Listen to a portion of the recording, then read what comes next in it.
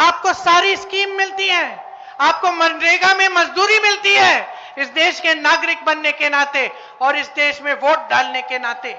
जितनी भी सरकारी स्कीमें हैं, सरकारी पैसे हैं, इसीलिए मिलते हैं, इसी के आधार पर मिलते हैं। और आज इसी को कमजोर किया जा रहा है। आपके 65 लाख वोट काटे हैं इस सरकार ने और इनके साथ चुनाव आयोग ने, जो इनके साथ साथ मिलजुल कर साजिश कर रहा है हमारे संविधान, हमारे देश को कमजोर करने का। यह चुनाव आयोग जिसका दायित्व है कि इस देश की रक्षा करें, कि लोकतंत्र की रक्षा करें, कि चुनाव निष्पक्ष तरह से होना चाहिए, आज यही चुनाव आयोग इस सरकार के साथ साजिश कर रहा है कि आप किसी को वोट डालें, किसी को भी आप सरकार बनाना चाहें, कोई भी सरकार बनाना चाहे, कोई फर्क नहीं पड़ेगा, सरकार इन्हीं की बनेगी, वोट इन्हीं के पक्ष में जाएगा, क्योंकि सारे मिले हुए हैं और ये चुनाव को ठीक ढंग से होने नहीं दे रहे हैं। आज आपके सामने मेरे भाई राहुल गांधी ने सारी सच्चाई दिखा दी है, इनकी सारी सच्चाई सामने आ गई है। बिहार से इन्होंने 65 लाख वोट काटे,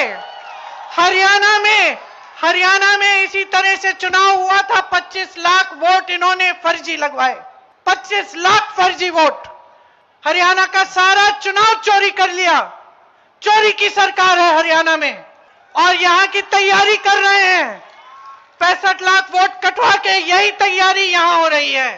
सुन लीजिए कौन है ये लोग, सुन लीजिए। कभी ज्ञानेश कुमार नाम सुना है? सुना है? नहीं सुना होगा, नहीं सुना होगा। कभी आपने ऐसे सांधु का नाम सुना है? नहीं सुना होगा। कभी विवेक जोशी का नाम सुना है? नहीं सुना होगा, क्योंकि अपने पद और आयोग के पीछे छुपे हुए हैं। लेकिन यही है चुनाव आयोग के सबसे ऊंचे अधिकारी, जो इस देश के संविधान के साथ, इस देश के लोकतंत्र के साथ खिलवाड़ कर रहे हैं।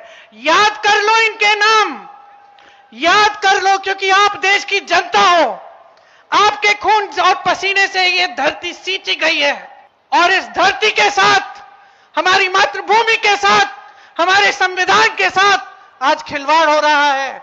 आपके अधिकारों के साथ खिलवाड़ हो रहा है, आपके अधिकारों को छीना जा रहा है और यही 3 लोग छीन रहे हैं। इनके नाम मत भूलो, इनको पद के पीछे छुपने मत दो, इनको आयोग के पीछे छुपने मत दो।